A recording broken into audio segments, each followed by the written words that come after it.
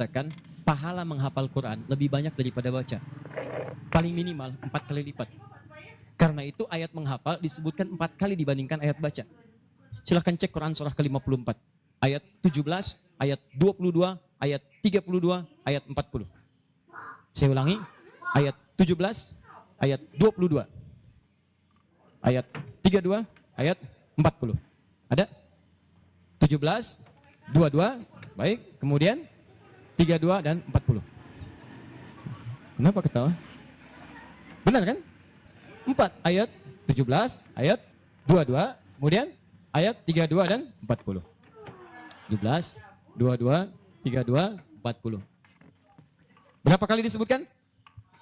Walaqad yassarnal Qur'ana lidzikri. Sungguh telah kami mudahkan Al-Quran untuk dihafalkan, diingat. 4 kali disebutkan. Ya, maka ada yang menyebutkan menghafal Quran itu keutamaannya 4 kali dibandingkan dengan sekadar membaca. Baca. Orang baca itu biasa cuma sekali.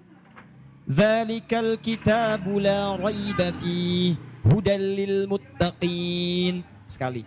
Tapi orang menghafal jangan harap sekali. Dia akan terus mengulang. Dzalikal kitabu la raiba fihi dzalikal kitabu la raiba fihi dzalikal kitabu la raiba fihi hudan lil muttaqin dzalikal kitabu la raiba fihi hudan lil muttaqin dzalikal kitabu la raiba fihi hudan lil muttaqin. Pertanyaan saya, berapa banyak pahala didapatkan? Berapa huruf dia bacakan? Makanya kalau antum ingin melipat gandakan pahala dengan banyak, dalam satu hari antum punya agenda. Boleh antum baca, misal target sehari saya baca misal 1 halaman dan hafalkan 1 ayat. Kalau antum sudah punya kebiasaan begitu, demi Allah saya katakan, Allah akan merubah keadaan hidup anda jadi lebih nyaman. Tidak cukup dengan amin. Baca, hafal. Wah, Masya Allah. Syukur-syukur begitu sedang sholat berjamaah, minta sujud, terus meninggal, gitu kan? Wah, itu paling enak. Mau begitu? Di subuh ya. Itu pun kalau tiba ajalnya. Ya, bacaan Quran lebih lebat lagi. Ya, jadi kalau antum bisa seperti itu, nanti bonusnya banyak. Di alam kubur, jasadnya akan utuh. Dan di akhirat diberikan mahkota. Dan yang ketiga diberikan peluang untuk memberikan syafaat dengan izin Allah dengan Qurannya kepada anggota keluarganya. Ahli Quran itu kalau dia hafal kemudian Qurannya, benar menghafal Qurannya, maka saat di akhirat akan langsung dimuliakan oleh Allah. Dipakaikan jubah kehormatan dan membimbing, menggandeng bapak ibunya yang saleh, yang beriman, beserta pasangannya dan keturunannya untuk dibawa masuk ke surga. Itu ada di Quran surah ke-35 ayat ke-33. Ditafsirkan dengan Quran surah ke-13 ayat 23 sampai 24 dengan awal kalimat yang sama. Jannatu 'adnin yadkhulunaha. Ada para penghafal Quran masuk surga Aden di Quran surah 35 ayat ke-33. Jadi masuknya dari surga Aden. Menuju tingkat surga yang paling tinggi. Tertingginya apa? Banyak. Nanti ada dengan para nabi, ada orang yang sesurga dengan para nabi di Quran surah ke-4 ayat ke-69. Ya.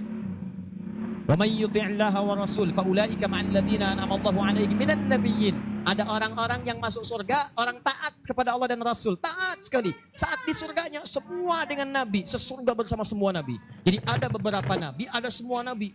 Kalau beberapa nabi namanya anbiya. Makanya di surah Al-Anbiya, surah ke-21 dikisahkan beberapa nabi. Tapi kalau semua nabi itu nabiyin namanya. Dari Nabi Muhammad SAW sampai Nabi Adam, ada semua. Insyaallah. Muhammad SAW bin Abdullah, bin Abdul Muttalib, bin Hashim, bin Abdul Manaf, bin Qusay, bin Murrah, bin Kilab, bin Ka'ab, bin Ghalib, bin Fihir, bin Malik, bin Nadar, bin Kinana, bin Khuzaimah, bin Mudrika, bin Ilyas, bin Nizar, bin Mudar, bin Ma'ad, bin Adnan, bin Adi, bin Adri, bin Muqawwam, bin Nahur, bin Tari, bin Ya'rub, bin Yasub, bin Nabit, bin Ismail AS, bin Ibrahim AS, bin Azara, bin Nahur, bin Abir, bin Kinan, bin Al-Fahsyad, bin Sam, bin Nuh AS, bin Mikhlail, Matusyara, bin Kinan, bin Anwas, bin Tith, bin Adam AS. Kumpul semua.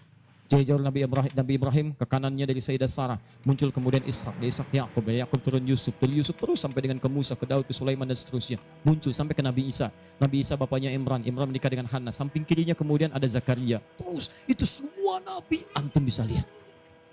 Masya Allah. Akhi, antum di mana? Surga A dengan siapa? Depan saya, Masya Allah, ganteng-ganteng Nabi Yusuf. Dulu teman kita lihat sinetron ganteng-ganteng serigala. Ini Nabi. Oh, kita lihat Nabi Yusuf. Oh. Belakang saya Nabi Ibrahim.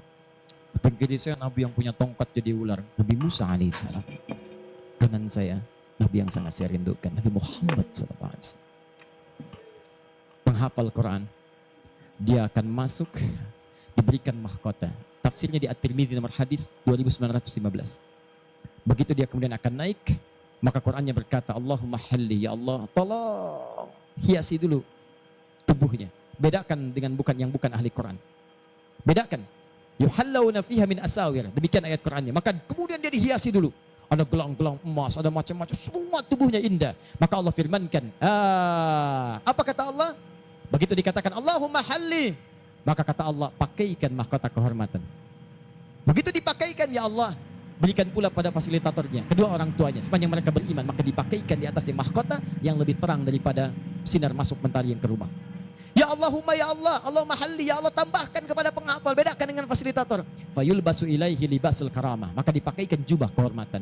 Begitu dipakai jubah itu, kemudian difirmankan, waqra waqar fa inna akhira qiraatika akhiru manzilatika. Sekarang kamu masuk ke dalam surga dengan bacaan Quran yang biasa kamu bacakan saat di dunia. Akhir tempat tinggalmu, disitulah ditunjukkan pada akhir bacaan Quranmu. Di begitu dia baca Quran, setiap dia baca masuk surga, naik ke tingkat yang paling tinggi. Dan dahsyatnya saat dia akan masuk surga itu, dia akan menggandeng bapak ibunya, istrinya, keturunannya. Buka Quran surah ke-13 ayat 23 sampai 24. Kalimatnya sama awalnya, jannatu adnin yadkhulunaha. Ada orang-orang masuk surga Aden, ketika akan masuk, wa man salaha min abaihim, dia gandeng bapak ibunya yang saleh. Wa azwajihim, pasangan-pasangannya, wa dzurriyyatihim, dan keturunan-keturunannya. Allahu akbar. Di dunia ahli Quran itu, kemuliaan Qurannya akan merembet pada sekitarannya. Silahkan cek kalau nggak percaya. Anda punya anak hafal Quran 5 tahun, bapak ibunya akan ikutan mulia. Musa yang hafal Quran, bapak ibunya dihajikan. Ahmad Kabil yang hafal Quran, ibunya, perawatnya, gurunya, teman-temannya ikut haji semuanya. Nggak percaya silahkan. Demi Allah saya katakan, Quran turun di 1 bulan, bulannya jadi mulia Ramadan. Quran turun di 1 malam, malamnya jadi mulia Lailatul Qadar. Quran turun di 1 hari, harinya jadi mulia hari Jumat. Quran turun di bawah malaikat Jibril, Jibrilnya jadi menjadi mulia, penghulu para malaikat. Quran diturunkan pada Nabi Muhammad, naik status jadi Sayyidul Anbiya wal Mursalin. Quran turun di Mekah, Mekahnya bercahaya. Quran dibawa ke Madinah, Madinah Munawwarah. Demi Allah, Quran tidak pernah singgah dimanapun kecuali orang itu dan tempat sekiranya akan jadi mulia.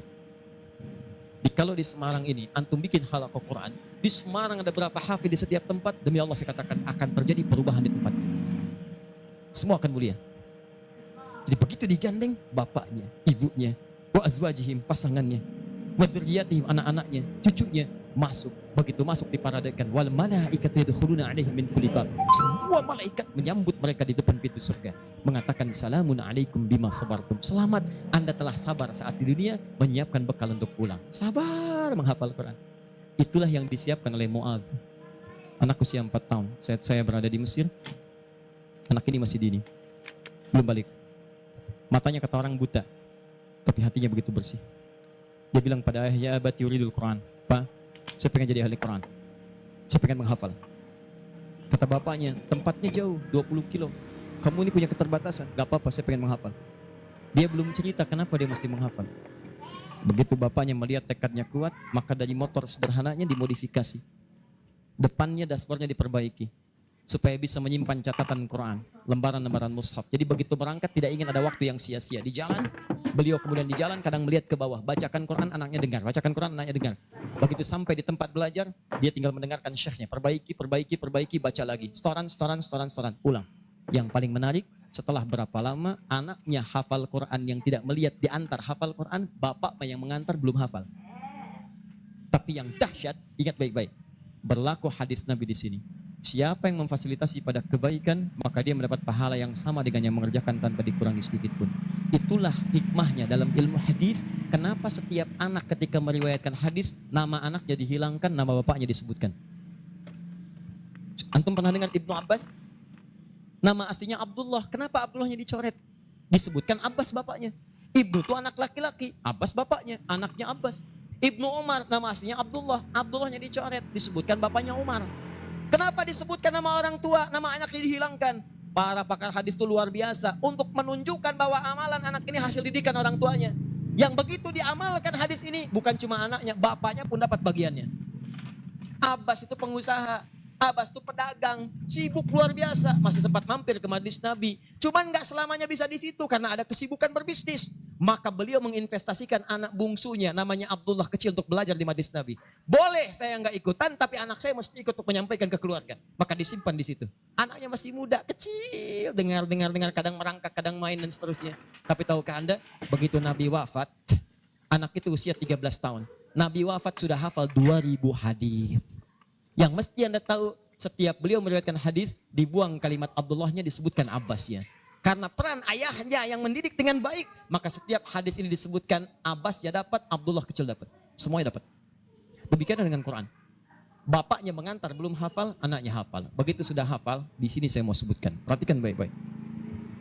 Datang reporter Kuwait. Dengar kisahnya. Begitu ditanya, kenapa Anda mau menghafal Quran? Perhatikan jawabannya. Nih, yang mau saya katakan. Saya menghafal Quran untuk mencari bekal bagi saya pulang. Saat saya menghadap kepada Allah sendirian, tangan saya bergetar, kaki saya bergetar. Saya tidak akan ditemani lagi oleh ayah yang mengantarkan saya dalam hafalan.